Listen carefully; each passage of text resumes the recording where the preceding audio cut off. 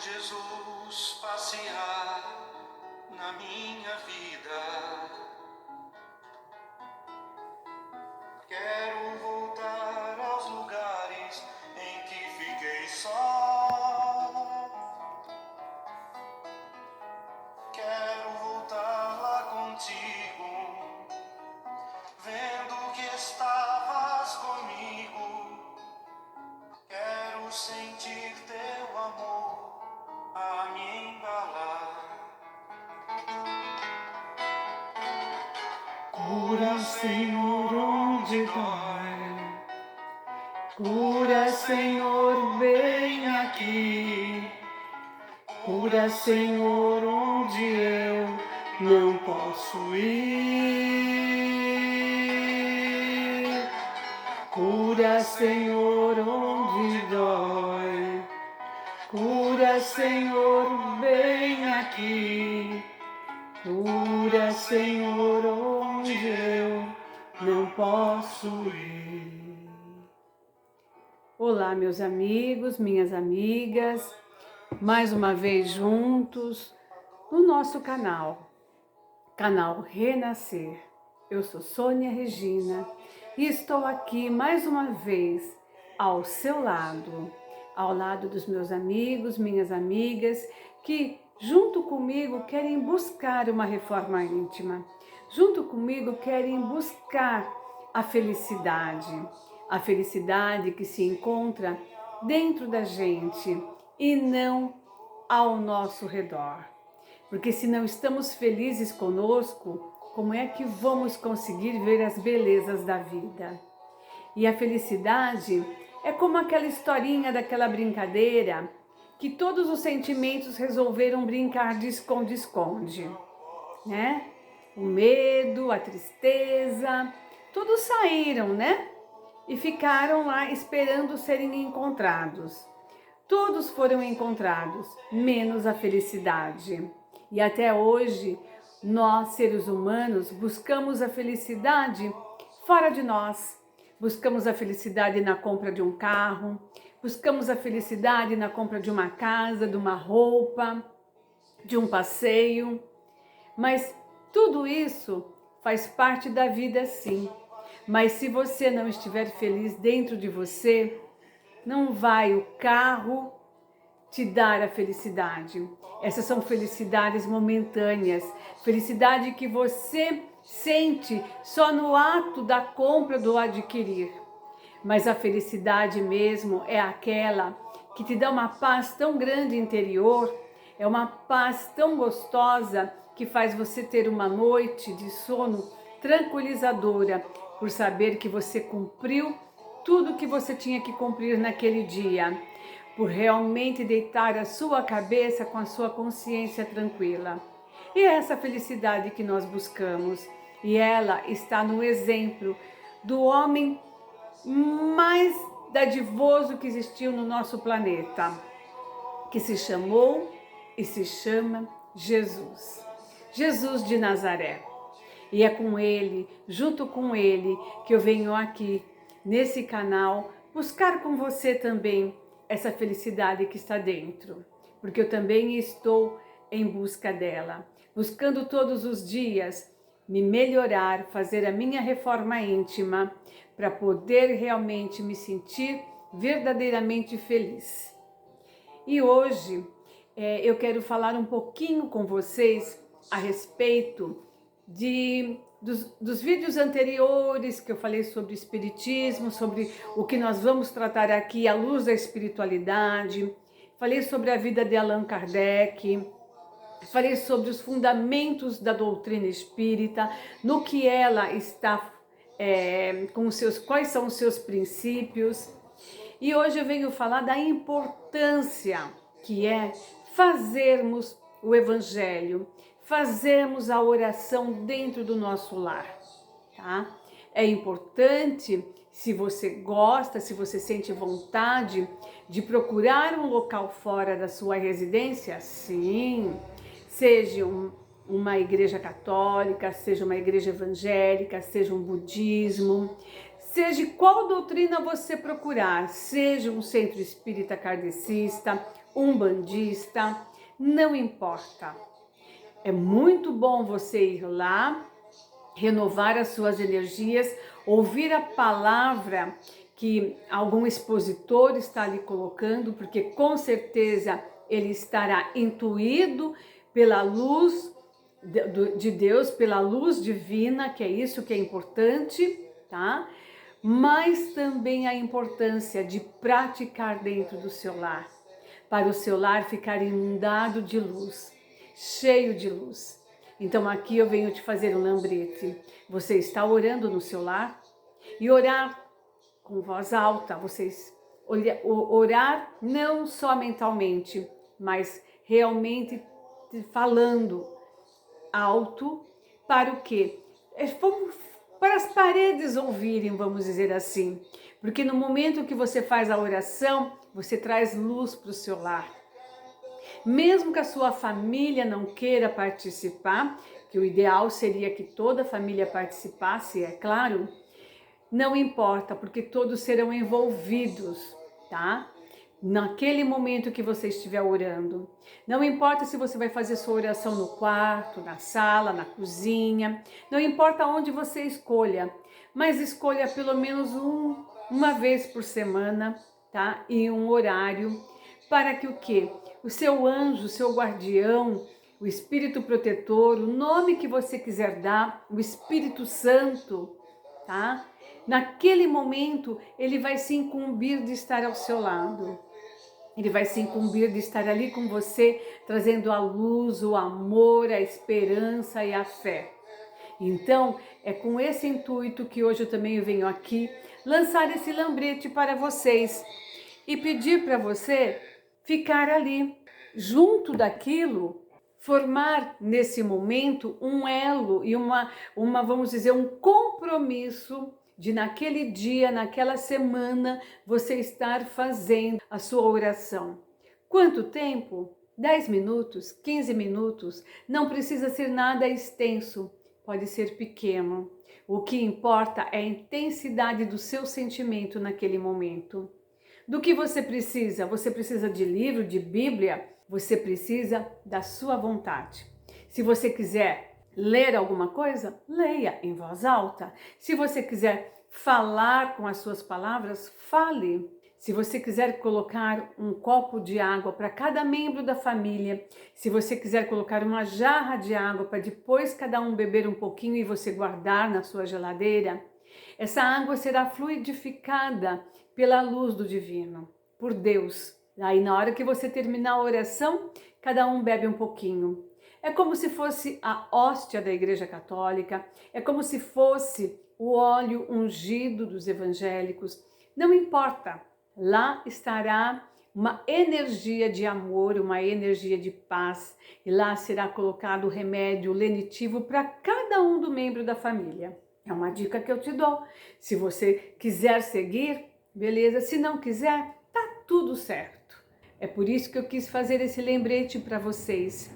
Porque a partir de agora, o que eu desejo, caminhar junto a vocês, trazendo nesse momento um pouco do Evangelho de Jesus.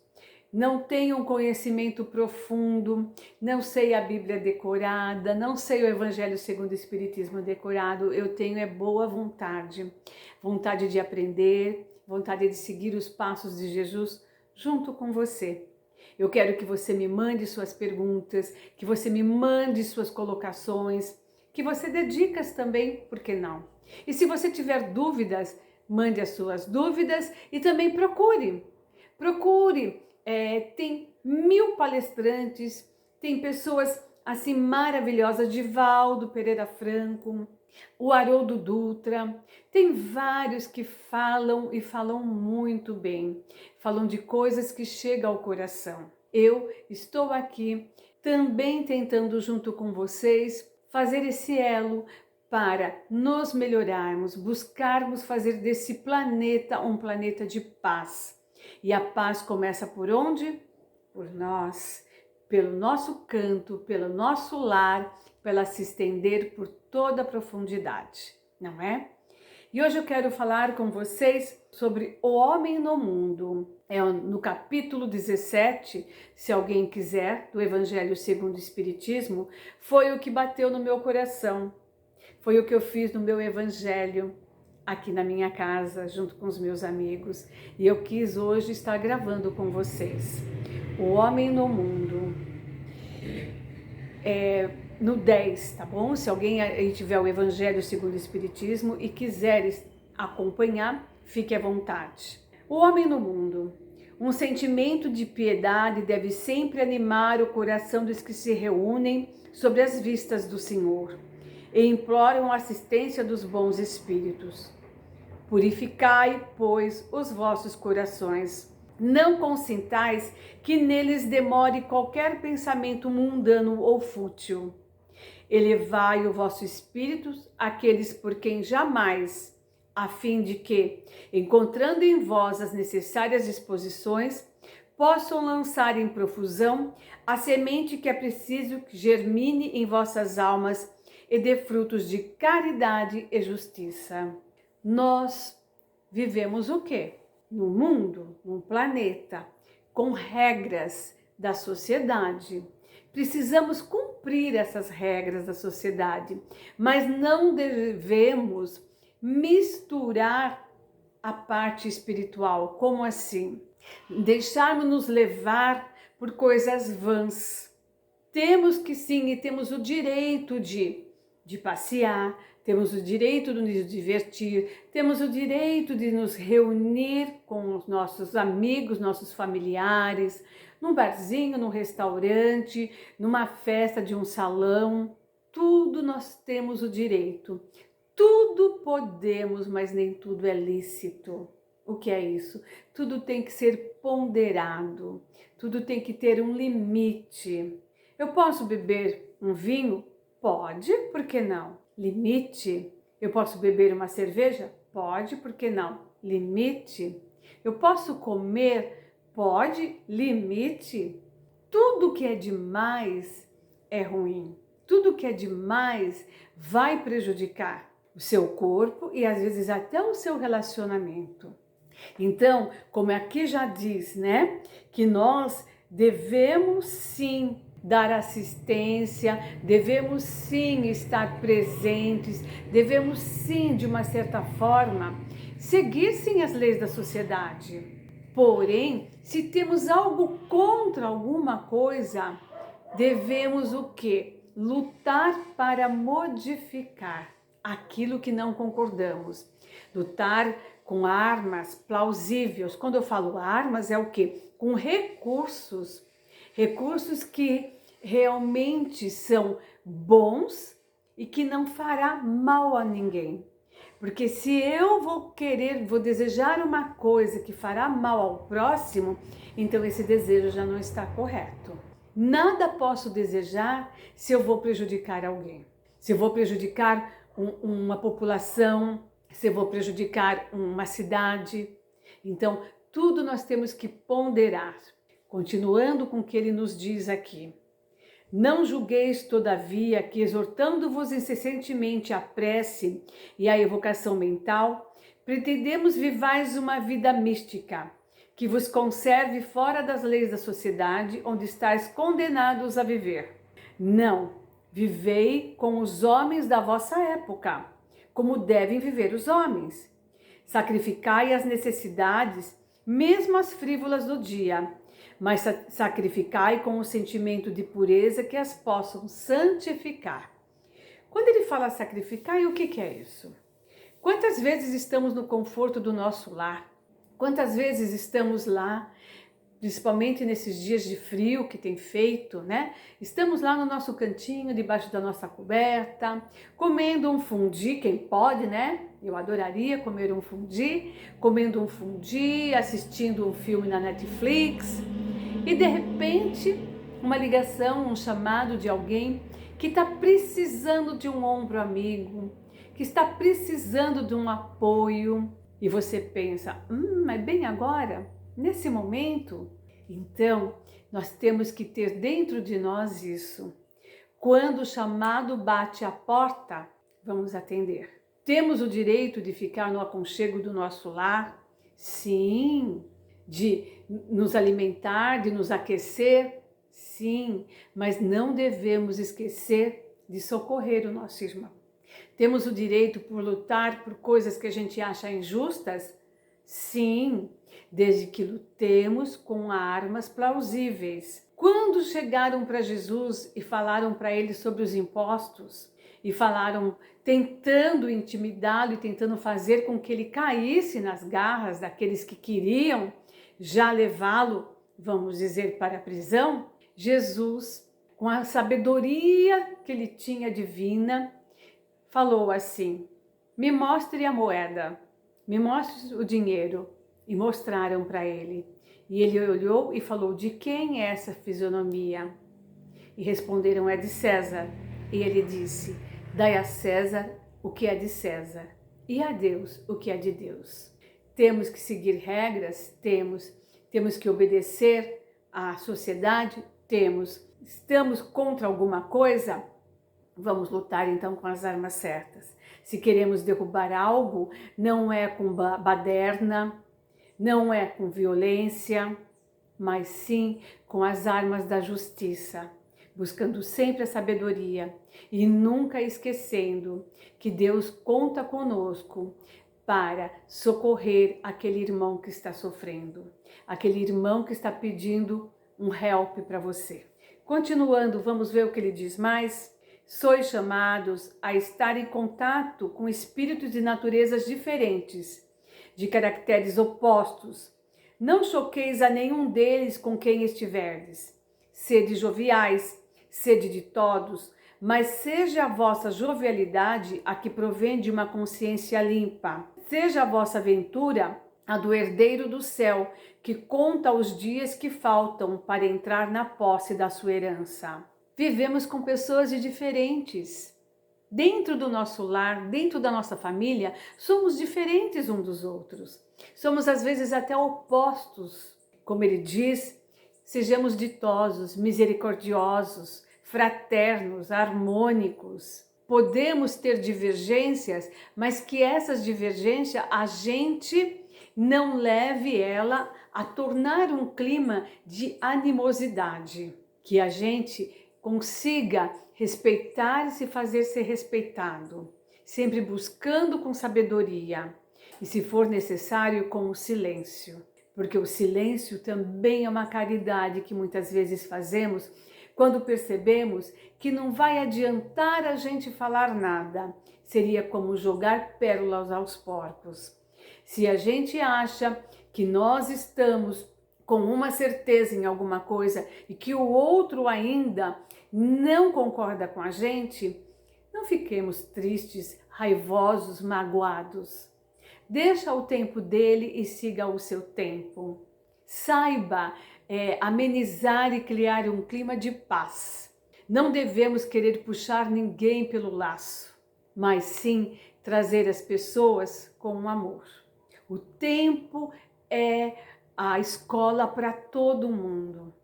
Hoje a gente está pensando assim, amanhã a gente também pode mudar de opinião por algum fator, algum fato, alguma coisa que vem agregar a nós o conhecimento. Nós estamos aqui em busca de quê? De conhecer mais, de adquirir mais conhecimento, e com esse conhecimento espiritual, que esse conhecimento nos renove e nos torne pessoas de bem, pessoas no caminho de Jesus, pessoas que está tentando trilhar o que Jesus deixou. Então temos que respeitar aqueles que não pensam como a gente, aqueles que estão às vezes trilhando um caminho diferente. Tá tudo certo, tá tudo bem, desde que a gente respeite, siga, faça aquilo que achamos melhor para nós e deixemos o outro caminhar também. E lá na frente, tenha certeza, a gente vai se encontrar.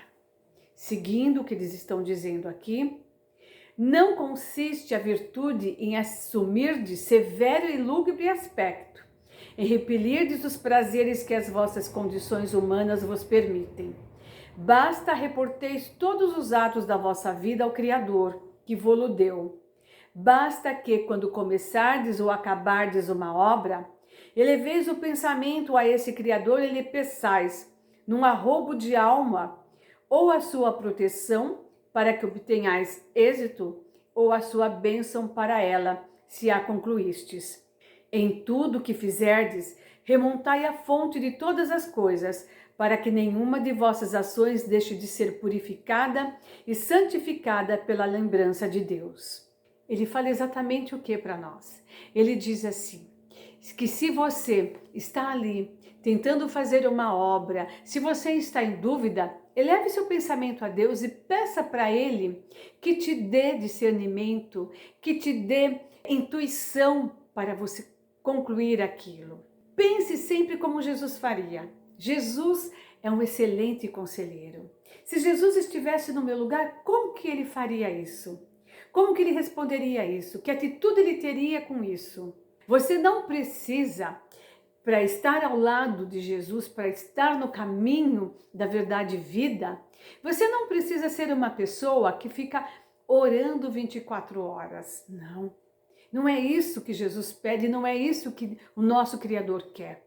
O nosso Criador quer que você saia da sua couraça e vá plantar as sementes do bem, da fraternidade, da dignidade, da justiça, do amor ao próximo. Ele quer que você vá para a vida. Conta uma historinha que uma senhora, ela queria muito ver Jesus. Ela queria muito. E ela se colocou em oração, bem dizer, 24 horas por dia. As pessoas batiam na sua porta, ela não atendia. Ela só saía para fazer as suas compras e voltava. E se colocava de joelhos o tempo todo, orando, orando, orando, achando que Jesus viria. Por quê? Porque ela era uma pessoa de fé. Ela se sentia uma pessoa merecedora, porque ela estava em oração ali o tempo todo. Passou-se muito tempo, apareceu um anjo para ela. E ela disse, Jesus virá me ver? É isso que você veio me dizer? E o anjo disse, eu vim te pedir uma coisa. Abra sua janela e olhe para fora. E ela abriu a janela e olhou para fora. E ele disse, o que você está vendo?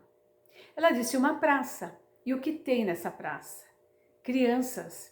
E como estão essas crianças? Algumas brincando, outras solitárias, outras estão mal vestidas, outras parece que estão com fome. E o anjo disse, então, você quer ver Jesus? Então vai lá na praça, vai lá fazer companhia àquelas crianças, vai lá dar um pouco de você, vai lá agasalhar quem está com frio, vai lá alimentar quem está com fome, vai lá ouvir quem precisa falar. Quando você fizer isso, com certeza, Jesus te aparecerá. E assim, ela saiu da residência e foi ver o que estava acontecendo lá fora. E ao perceber tantos irmãos necessitando, a partir daquele dia ela começou a fazer o quê? O alimento na sua casa, abrir a sua porta e receber os que necessitavam. O que estavam com fome de comida, ela dava o alimento. O que estavam com fome de amor espiritual, ela dava o seu abraço. Não precisamos ficar orando 24 horas de joelhos numa capela, num centro espírita, seja onde for. Precisamos fazer essa oração de levar o amor ao próximo. Não precisamos ficar com um semblante triste. Podemos sim pintar o cabelo se quisermos, cortar o cabelo se quisermos, nos arrumarmos, vestirmos uma roupinha, desde que não ostentamos, entendeu? Existe o quê? Não precisamos ser vaidosos, podemos nos cuidar. Não precisamos mostrar que, olha, aquela pessoa com aquele véu, com aquela roupa. Não. Podemos estar assim como somos, mas com o coração para abraçar, se for o caso. Porque muitas pessoas estão com fome de ombro, com fome de abraço, com fome de amor. E é isso que Jesus quer, que saiamos por aí jogando a sementinha. E não precisamos sair falando com a Bíblia debaixo do braço, não. Precisamos estar com um sorriso. De repente você está na fila do supermercado, alguém fala alguma coisa para você e ali você pode com um sorriso responder. Às vezes a pessoa derruba alguma coisa e você pega gentilmente e devolve com um sorriso. E o seu sorriso às vezes é o único sorriso que ela recebeu aquele dia. E o seu carinho às vezes é o único que ela recebeu naquele dia. Conto uma outra historinha muito linda, que um menininho chegou numa residência que a mulher estava arrumando o jardim e falou assim para ela: a senhora tem um pão velho para me dar? E ela olhou para aquele menininho, né, mal agasalhado, falou: pão velho? Ele disse: é. Se a senhora tem um pão velho para me dar, para me levar para casa, nós estamos necessitando. E ela falou assim: aonde você mora? Ele falou: longe daqui. E ela disse para ele: por que você não está na escola? Ela disse: porque minha mãe não tem condições de comprar o material. Ele falou: e onde está seu pai? E ele disse: meu pai foi embora faz muito tempo. E ela falou: e agora você está fazendo o quê? Ele: estou tentando recolher algum alimento para levar para casa e para minha mãe, que está muito doente. E daí ela ficou conversando com ele, tentando saber mais da vida dele naqueles minutinhos. E daí ela, sorrindo, falou assim para ele: eu vou lá buscar para você um pão. E ele, sorrindo, disse para ela: não precisa mais. Você já me deu o pão que eu necessitava, o pão da conversa, o pão da atenção. Faz muito tempo que ninguém para conversar comigo. Aí ela, sorrindo, falou: não, mas eu vou te dar um pão novo. Tá entendendo, meu amigo, minha amiga? É disso que nós precisamos ver. Naquele mendigo caído lá, aquele mal cheiroso, ele pode estar precisando de um pão novo. Ele pode estar precisando de um sorriso. Ele pode estar precisando de uma moeda. Não importa o que ele vai fazer com a moeda. O que importa é o seu gesto de atenção e não de repúdio. Ah, tem muita gente maldosa nesse mundo? Sim, mas são todos filhos de Deus. Faça a sua parte. Eu não estou mandando você abrir a sua carteira e ficar desprevenido para as intempéries da vida, mas estou dizendo para você abrir o seu coração. Continuando, a perfeição está toda, como disse o Cristo, na prática da caridade absoluta. Os deveres da caridade alcançam todas as posições sociais, desde o menor até o maior. Nenhuma caridade teria a praticar o homem que vivesse isolado, unicamente no contato com seus semelhantes. Nas lutas mais árduas é que ele encontra ensejo de praticá-la. Aquele, pois, que se isola, priva-se voluntariamente do mais poderoso meio de aperfeiçoar-se, não tendo de pensar senão em si. Sua vida é a de um egoísta. Exatamente o que a gente estava falando. Para fazer caridade, você não precisa ter dinheiro, você não precisa ter posição social, porque a caridade está desde um gesto, como a gente estava falando, desde um aperto de mão, de um sorriso, de um abraço, de um ouvidos para ouvir, mesmo que você não tenha nada para falar, mas você tem ouvidos para ouvir. Continuando. Não imagineis, portanto, que para viverdes em comunicação constante conosco, para viverdes sobre as vistas do Senhor, seja preciso vos silencieis e cobrais de cinzas. Não, não. Ainda uma vez vos dizemos, de todos sedes, segundo as necessidades da humanidade, mas que jamais na vossa felicidade entre um pensamento ou um ato que o possa ofender ou fazer se velho o semblante dos que vos amam e dirigem. Deus é amor, e aqueles que amam santamente, Ele os abençoa. Você não precisa ficar recluso, você não precisa ficar falando de evangelho, de versículos de Bíblia 24 horas. Você pode cantar, você pode dançar, você pode sorrir, você pode frequentar as festas com seus amigos, você pode ir para barzinhos, desde que você seja sempre atento para não cair nas tentações. Tudo posso, mas nem tudo é lícito, né? Sempre na medida certa, sempre no equilíbrio. E para encerrar, eu quero contar uma outra história sobre caridade. E essa história é uma história verídica, é uma história que aconteceu num outro país e é sobre um menino doente e os bombeiros. E ele sempre dizia: posso fazer muito mais que isso.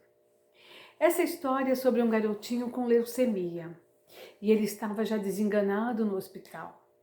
E o desejo dele, quando ele crescesse, era ser bombeiro. Era o que ele desejava muito ser. O médico chegou para a mãe desse garotinho e infelizmente deu o diagnóstico que ele não duraria mais do que 2 dias. A mãe, tristemente, mais uma mulher que queria dar o melhor para o seu filho, mesmo que seja por pouco tempo, né? E na sua fé, conversando com o pequeno, e o pequeno dizendo assim para ela: mamãe, eu não vou crescer. Eu queria tanto ser bombeiro, mas eu não vou chegar a crescer para me tornar um bombeiro. Então, ela pediu para alguém ficar no quarto com seu filho e se dirigiu a um corpo de bombeiros ali perto do hospital. Chegando lá, ela pediu para falar com o capitão. O capitão a atendeu com muita cordialidade e ela contou para o capitão o desejo do seu filho, de ser um bombeiro, porém, os dias dele não chegaria a se tornar um adulto para isso.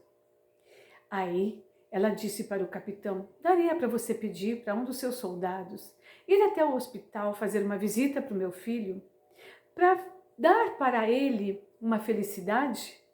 O capitão disse: não, não dá.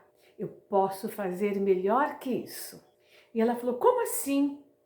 Ele falou assim: eu posso fazer mais do que você está me pedindo. Isso que você está me pedindo é pouco.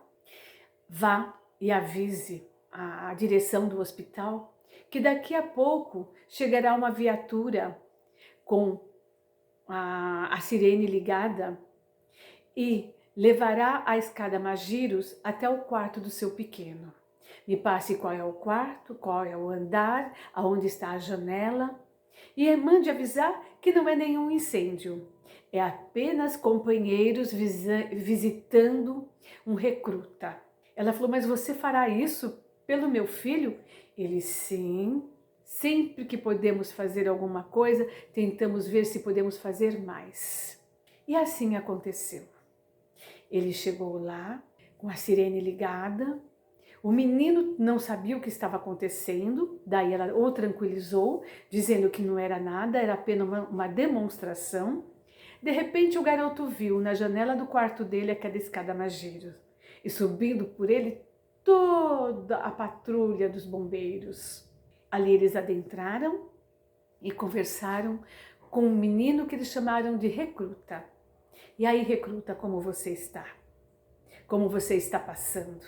Soubemos que você vai ser um bombeiro? E ele, sorrindo, disse: eu queria, mas eu não vou conseguir. Ele: como não? Bombeiro é uma pessoa forte, é uma pessoa com objetivo, é uma pessoa firme. Você vai conseguir ser um bombeiro. Inclusive, viemos aqui com uma fita para tirar as suas medidas. Ele: minhas medidas? Sim.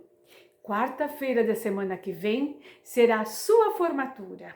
Ali eles tiraram as medidas daquele menino, se despediram dele e desceram pela escada Magiros e foram embora. O menino, tudo indicava que ele viveria apenas mais 2 dias. Mas a felicidade dele foi tão grande que ele conseguiu viver até o dia que novamente o corpo de bombeiros se dirigiu ao hospital. Claro, já conversado com toda a equipe médica, já conversado com todo o suporte necessário. E ali todos estavam esperando. Trouxeram para ele o uniforme dele, o trocaram, o botaram numa cadeira de rodas e o levaram lá para o quartel do Corpo de Bombeiros. E lá teve uma cerimônia linda, porque naquele dia estava sendo a formatura de outros bombeiros e aproveitaram para formar aquele recruta, aquele menino que tinha o sonho de se tornar bombeiro. E ali ele se tornou um bombeiro, com toda a parafernália necessária.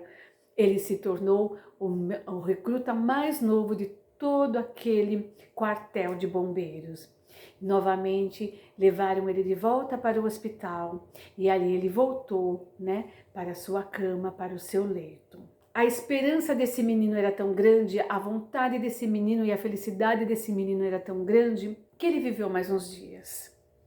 E no dia que chegou realmente o seu último suspiro, a mãezinha dele ligou novamente para o quartel e disse: "Estou ligando para avisar que o seu recruta está partindo.